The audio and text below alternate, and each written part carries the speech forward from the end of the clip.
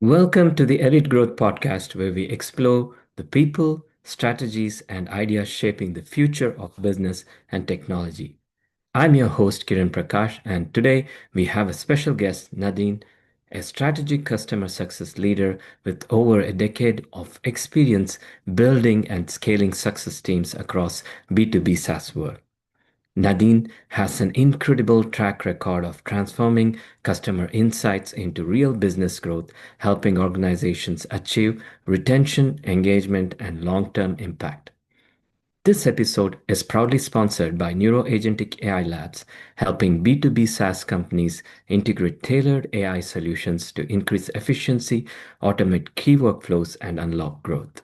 So let's dive in and learn how Nadine sees the future of customer success, leadership, and creating meaningful client relationships in today's dynamic SaaS environment. Welcome to the show, Nadine. Thanks, Karen. Thank you for the introduction. Thank you.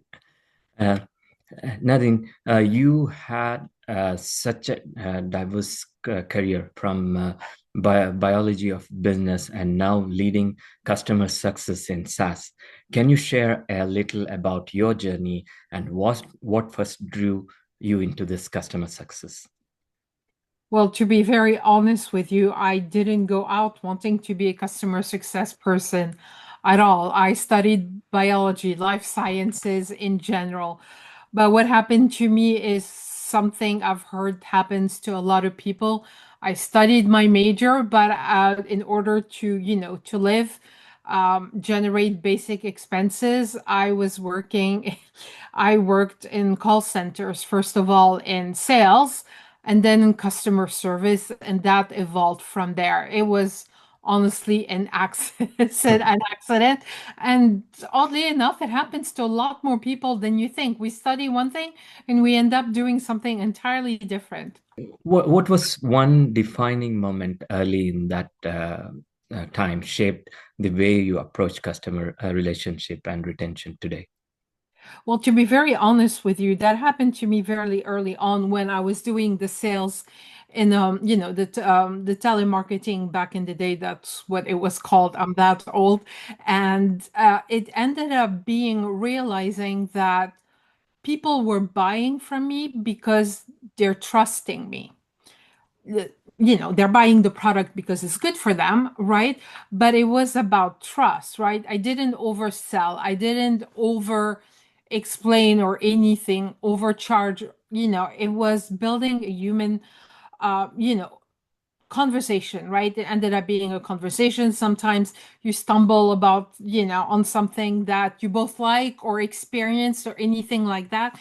And that's what generated my sales, had a good laugh about something, and it ended up being, oh, all right, I'll buy this from you, how do I sign up type of thing.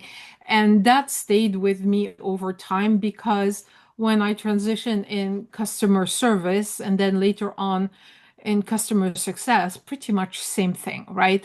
Um, it was always about trust. You promise something, somebody is freaking out because something broke, is not working, they're facing an issue. You give them your word that you're going to sort it out for them. You're going to talk internally to the team, try to find out the solution. You keep your word. So trust and building, proper relationship is essential. If you don't keep your word, they're never going to trust you the next time. Your word is going to mean nothing to them, and the disappointment is going to be greater. So, in that regards, for them leaving you becomes a lot easier. When you've been there for them all the time, all the time, all the time, you're chipping away at any reason they want to dump you. Now, I'm not talking about financial factors or anything like that, right? But I try to by that you eliminate a lot of silly reasons for people to leave, to leave the business, right? And to go look for same product or slightly different product elsewhere. And you don't want to do that. You want to deliver a good experience. Yeah, the same I have experienced in my career. Like it's about being the trusted advisors to the client, and I've seen sometimes it's like the clients fight our battle. Like when you build enough trust, Like if they have to bring in more money to do the project or anything, they kind of fight our battle. I think the trust is very key. Yeah. Yeah, it is. I was invited to internal team meetings of my clients where I'm a completely separate third party, right?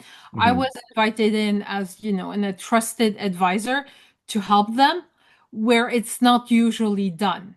Do you know Yeah. what I mean? Like, yes, it's done for certain things, but it's not very common. And I've done it multiple times where I was there to support them because they saw me as part of their team. They didn't see me as, that company we pay money for Mhm. every month. They saw me as I helped them, I supported them, I was there for them when there was an issue. I did everything I could to sort it out for them, get them answers. And that meant something. Those guys stayed with me for years. That makes sense. Um, yeah, you have built CS and support functions from ground up. And what are the first three things you focus on when creating a new function? This is a lot of people just get in and then they carry on what is already there. But you Yeah. built something ground up. That's amazing. Yeah. Yeah, I've done that multiple times. Again, it's one of those things where I didn't set out to do that, but again, fate came in and made me do it on multiple occasions. First of all, you need to make sure that the company as a whole, and I'm going to talk here mostly for SaaS companies because that's the type I've been with, the most. You need to be customer centric. So we need to determine what success is for our customers, right? What success is for the customer, what success is for us, right? So those goals need to align. I'm not going to be able to fight for my customer if the company is not behind me doing the same fight. Sometimes, not all the time, there is a disconnect. They're focused on something entirely else when I'm trying to get my customer to be happy and, achieve what they want to achieve. So that's really important that there is no disconnect there. The other thing, of course, we're talking the basics here is processes. You have to build the infrastructure and the processes in place. We're talking, the different softwares, the different, system that you're going to use, ticketing systems, CRM systems, customer success software, whatever it is, communication channels. All of that needs to be built. And of course, part of building that is putting the process in place. Not only the communication, for example, between success support and the customers, right? But also internally, right? Because if you're a SaaS company, you have a bit of software, you need to be able to work with the dev team. If there are bugs, they need to be fixed. So it's building a whole system of communication and processes and, metrics to put them all in place so that it works. So And last but not least, of course, it's the people. So you want to have good people on the team. What's important for me is not to have, 10 years experience, but to be teachable. Being teachable is very, very important and be able to take feedback. So, I look at different profiles of people, matching, personality types is also really very important so that nobody stands out or you need a good group of people and also of course like I said, teachable because they're going to be coached, stuff is going to happen, they're going to make mistakes, so they need to be able to have the mental flexibility to learn from that and try not to repeat it again. So these would be my three biggest elements, Karen. excellent. And how do you balance proactive customer success with reactive customer support in scaling business? Well, that's a trick question. All right, it's Mhm. really gonna depend. It's a company by company. uh Honestly, it's very different because I've been into teeny tiny startups. I was success slash support all by myself. So proactive with the clients, and when there is a disaster happening, I was the reactive customer support person at the same time. So I juggle both all by myself. It's some bigger companies or they have bigger budgets or anything, they can afford to have a dedicated, let's say, technical support team, a support team, and a success team. if that's the case, then you need to align again systems, processes, all of that in place to have the right people right there. And again, it comes down to internal communication and communicating, of course, with the customer, depending what the situation is. As you know, and you mentioned it, success is proactive, so constantly reaching out, talking to people, getting feedback, etc., etc. And support sits and wait for something to happen so that they can Yeah. react. But technically, um, a success person will end up doing both if there is no specific technical team, customer support team in the company. That happens a lot in small SaaS, right? Like I said, I've done a lot, early first join customer support success person. I did everything all by myself. That's good. And And a lot of people do that too. I'm not alone. yeah, but it's a lot of work, I can guess, imagine. Oh yeah, it's you have the good days, the bad days. If there was a bug or anything, it's like, oh my God, disaster day. But it makes it interesting. Makes it, You yeah. never get the boring day, that's for sure. So, can you share a story where customer feedback directly influenced product's strategy or growth at one of your companies? Oh yeah, definitely. That happens for every single company because funnily enough, you put software out there in the world and sometimes people do not use it for the intended purpose. Yeah. So, I can tell you some stories. Um, this one is slightly off from what you asked me, but I think it will make sense. Um, I used to work for a company called Evernote. The Evernote still exists. Yeah. I Yeah. use their product still now, even after they made me redundant. So I'm a loyal Evernote user, right? Mhm. And I can speak about it. It's been a long time. There was a breach, a security breach of some sort, right? So an email went out to all the users about resetting their passwords, right?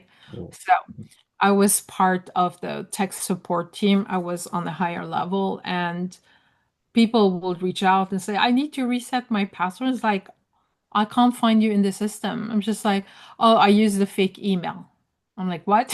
Why would you do that? And the other thing I discovered is that a lot of them were using their accounts with their fake emails that they can't remember what it was to store passwords. So that's a note-taking app, right? So I use it to store a lot of documents, website clippings or anything like that. That's what I use it for because that's the purpose of it. People were using it to store their password. They don't remember their password. They don't remember what their email address when they sign up with. And I'm like, dude, how am I meant to help you? Just like, why would you do that? On the other side of that, so that, we had to think of ways in terms of password reset and how to help people to be able to get them back into their account. It took a big disaster, like, a leak to create that and give us, all of us in the support teams, the understanding of how people were actually using it. The other thing that happens is also the fact that in one of my most recent jobs, we're working with um, in the beauty industry, right? Cosmetic, cosmetologists, um, beauticians, doctors, etc., etc. So, Botox and all of that. Again, I'm not reducing it to Botox, but Botox, and everybody understands that. So, we were providing them with the software to place their orders to purchase the merchandise, right? And the problem is, and I've seen that a lot, Karen, is that developers create programs for themselves. They forget that the actual people who are going to use it, guess what? They want simple, practical things. So I used to spend a lot of times, not only from feedback, but from general use myself when they start creating and I look at it and I test it and I give my approval. They used to have to go through me to approve, the software design and the features functionality. It was like, dude, nobody's going to be able to do that. You've added 20 steps. You have to simplify that. Nobody has the time or is going to spend 3 hours in training to do that. You have to be very helpful, and I've done that over the years. I used to spend hours every day with the dev team to Mhm. simplify the software so that when that version is released and is made available to the users, they can actually grasp it very quickly. Because over the years, working for other SaaS companies, being able to grasp it very quickly is very essential, because people's level of, let's say, computer savvy, or picking up things is very different. So I always cater to the most illiterate, computer illiterate, internet less savvy people possible, so that for those who have the knowledge, they pick it up straight away. The people with difficulty will still be able to grasp it. It might take them a little bit longer, but it's not impossible. Try to remove as much difficulty and annoyance as possible. So that's an important part of the job, and feedback is essential. Feedback, feedback, feedback, always collecting, always asking. Anything is written out, has to be documented, and then turned in for improvements. I have a whole process written out about that, especially working with dev teams. So that used to be my daily bread and butter every morning, Karen, with the dev team, sitting down and reviewing what's been done and how to make it better. Excellent. Um, okay, through the remote leadership, you have helped startups strengthen their customer operations. Yeah. What are the most common mistakes you see founders make in the early stage customer support? Yeah. All right. Founders are not going to like me for this.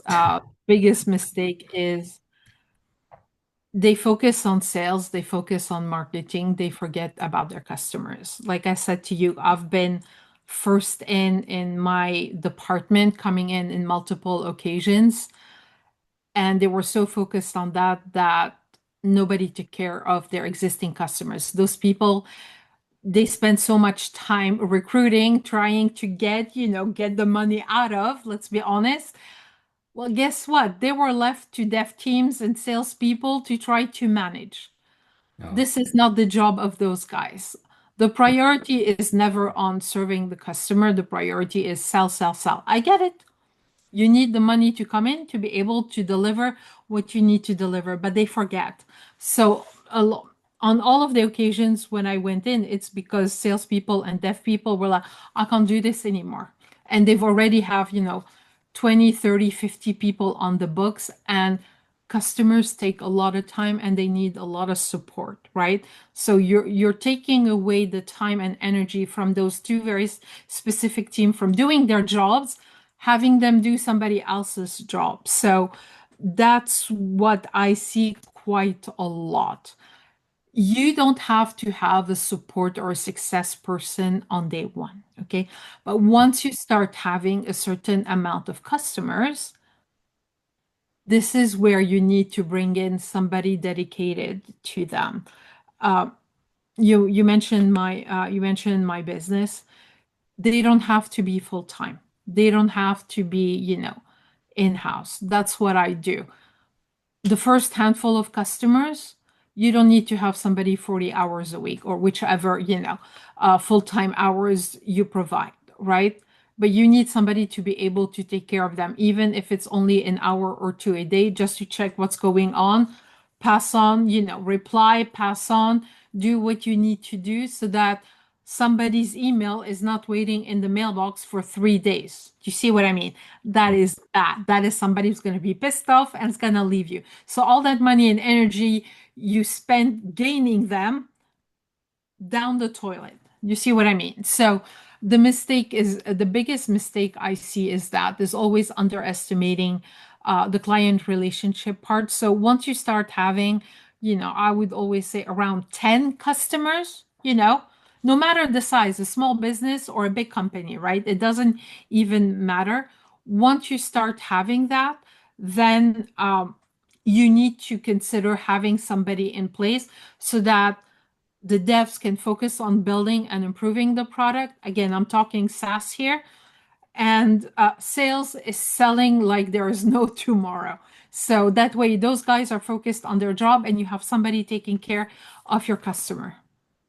And also, is it like, so you mentioned like once you have 10 customers, you need to Yeah. have someone even like part-time available for this. Yeah. Like, or is it something they need to look at, like what is the projection, how it is growing, and then have someone for this specific role? Because I see all these SaaS B2B SaaS companies, they struggle with budget and how to have someone dedicated. So That's the challenge, isn't mm, it?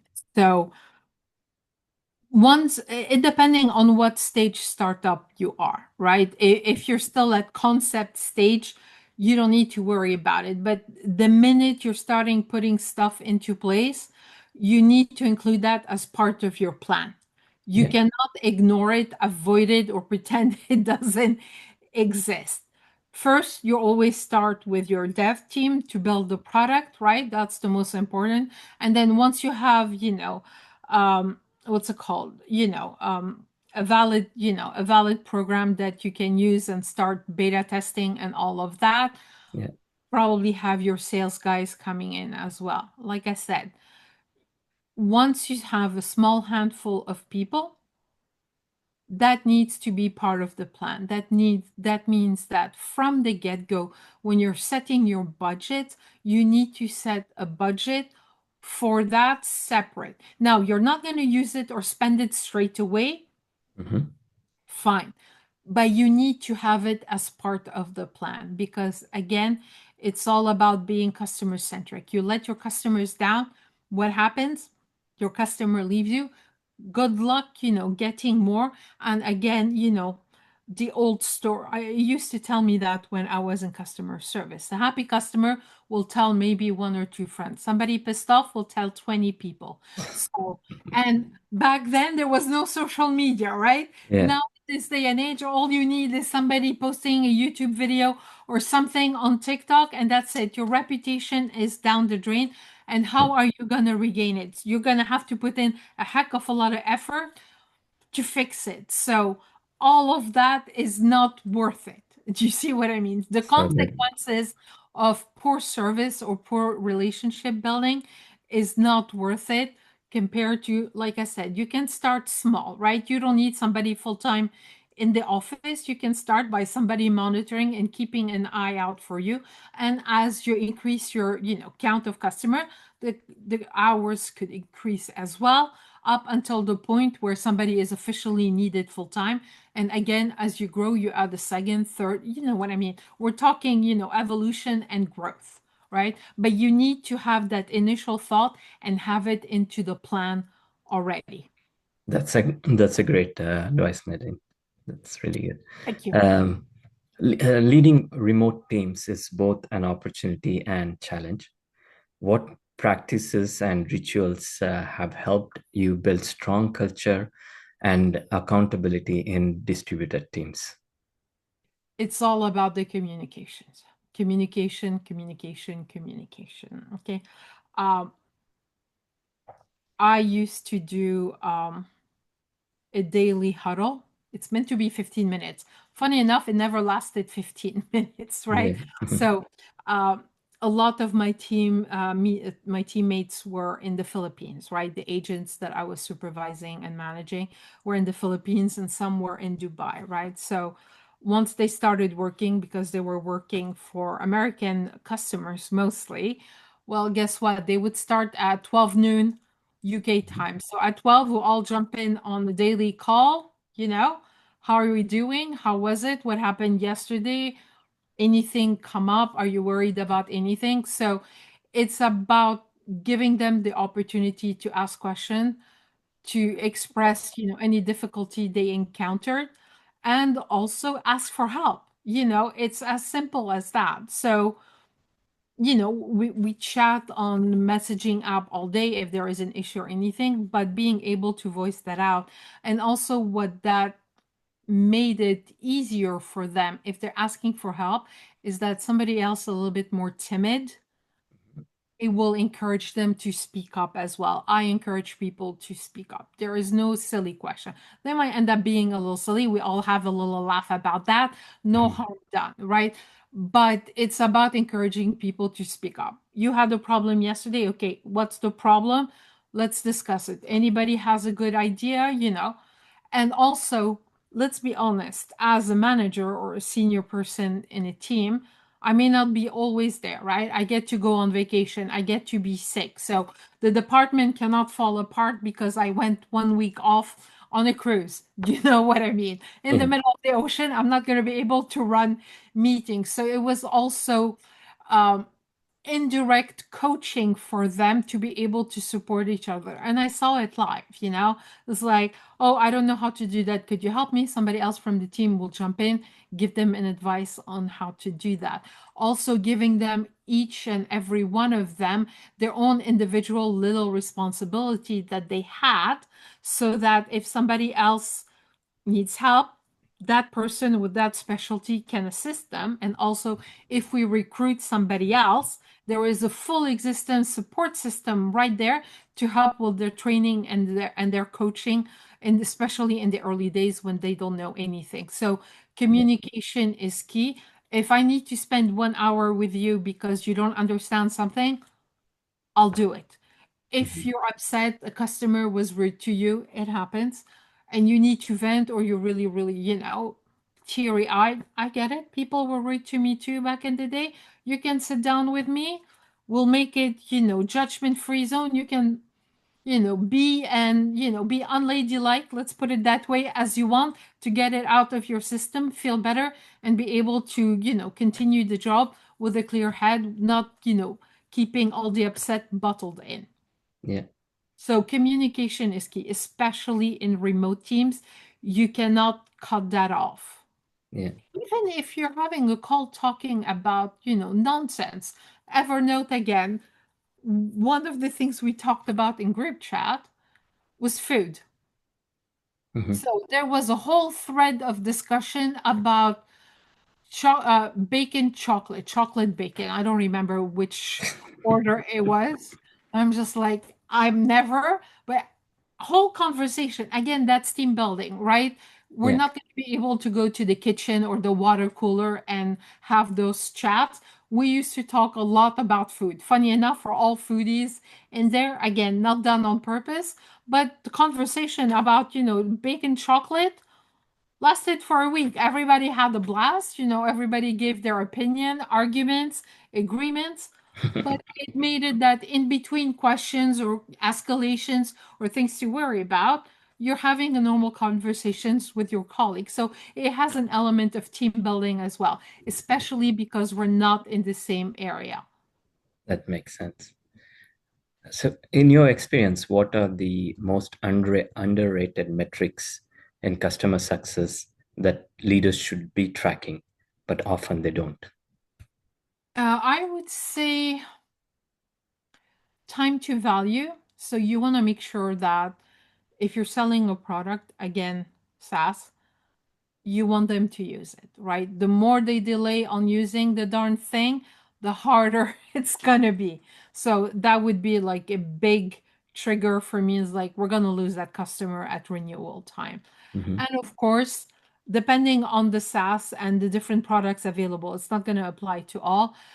But after that time to value, it's going to be the expansion readiness. So if you're adding additional feature functionalities and they're going to be add-ons type of thing, you need to understand their business, how it's going to work out for them so that you can make that offer. I'm not going to offer to sell anybody anything if it doesn't apply to them.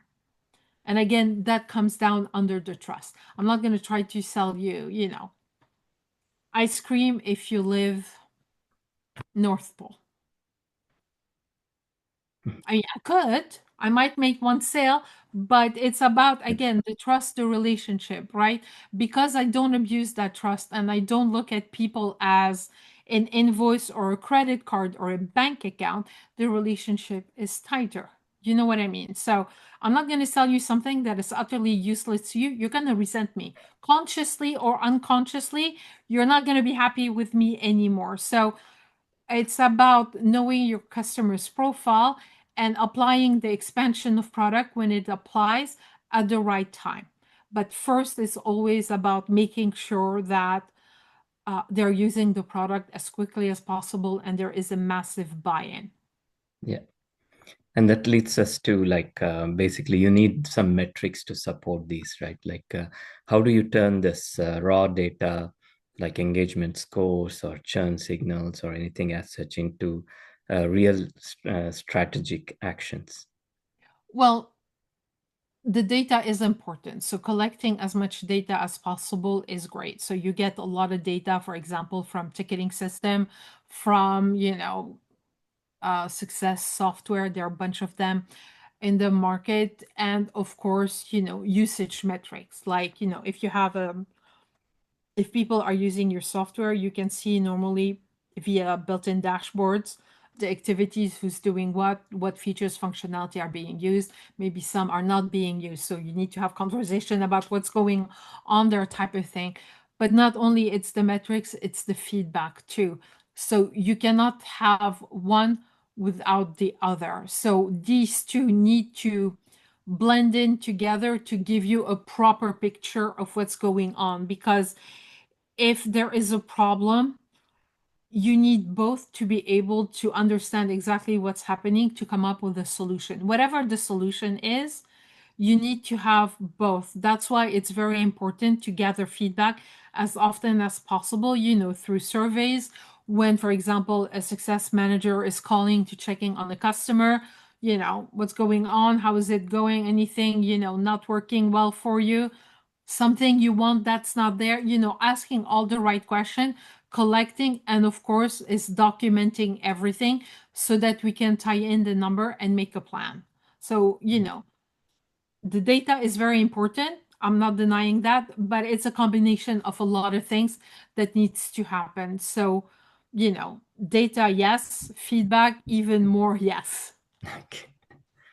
And yeah, the customer success is evolving rapidly, Yeah. especially with AI becoming part of the stack. Where do you see AI making the biggest difference in customer service over next 1 or 2 years now? Well, I'll be honest. When you use software like ticketing system like Intercom, for example, Intercom has quite a bit of automation that was in place, and you could place an Intercom widget on your website, and even then already pre-program, workflows, AI bits and bobs to redirect you. This goes under the self-help, uh, you know, part of the job in order to reduce a little bit of tickets, right? If you can get your answer easily straight away in the knowledge base, and the workflow AI bot, whatever you want to call it, Yeah. gets you there, that's one less ticket for the agent to deal with. So nothing wrong with that. So in terms of that, AI is great. It's about, self-help, right? And redirecting you or giving you the answer you need straight away. But it's not going to be the end all be all, because you still need the human element. And why do I say that? It's going to end up being a combination of both. AI is great. It's going to evolve. It's going to be able to do a lot of different things. Yes, but sometimes you need that human element that's going to listen to you, understand what the problem is, ask you further question. Can AI do that in 20 years? Possibly, but we're not there yet. So I'm not speculating, but this is what it is. I was talking to my bank last week, and I had a question for them, and she's like, "Oh, you could have asked the AI." I'm like, "Yeah, I could have, but I kind of sort of wanted to talk to a person." Yeah. So would the AI have given me the answer? Maybe, but given the question that I had, and it had, particular circumstances attached to it, a human will understand. The AI will only understand, at least at this stage, because I used that bank's AI, only the stuff that it wants. If you deviate outside of that, it wasn't very good at it. So sometimes you need a human. Yeah. And how will the skill set for tomorrow's customer service leader look like different from today? with all this AI and other stuff coming in. Yeah, but you're gonna have to spend more time building workflows, put a structure to the AI. Kind of like I mentioned, I've used Intercom, the AI bot, building the workflows, building the campaigns, everything. So that would be a bigger part of the building of, the function that it used to be before. Before you're just like, yeah, I want one ticketing system, one CRM system, this bit of software, let's say project management software type of thing. It was fine, but with that you're going to have to you put that into account, and that also is not something you can do in 5 minutes, because so many different issues can happen. You need to account for a lot of different situations, and all of that needs mapping and building current. So you're going to end up spending a lot more time doing that and taking that into consideration. I'm pretty sure, SaaS companies are working on that, building that, working with professionals like myself to try to gather the information and put things in place. But again, it's not going to be perfection, at least not today in 2025. I don't know what's going to be next year or the year after. Technology always evolves, and it goes better and better with time. But as of right now, this is something you want to take into account. Yeah. And also what I'm seeing, right? Like just a thought. Right now, people, even non-developers who are not good in developers, they have started coding using the vibe coding to build the product. And if it's not properly tested, like once you release it to the customers, and there will be huge challenges coming up. Like there's definitely a need of a CS someone to handle all these things. Yeah, Definitely. definitely. Yeah. I was advising a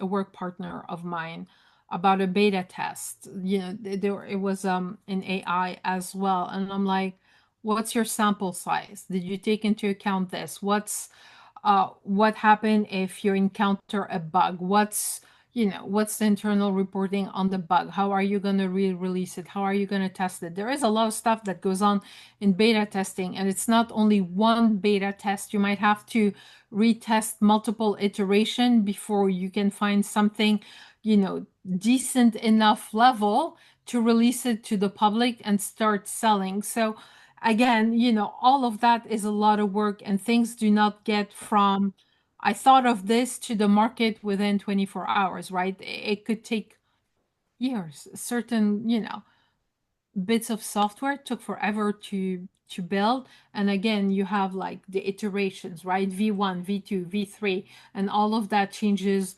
over time. All of that is based, of course, on the data, the usage, and the feedback and what people ask. Yeah. When Microsoft released Excel, it's meant to calculate stuff, right? It wasn't meant to be used as a database.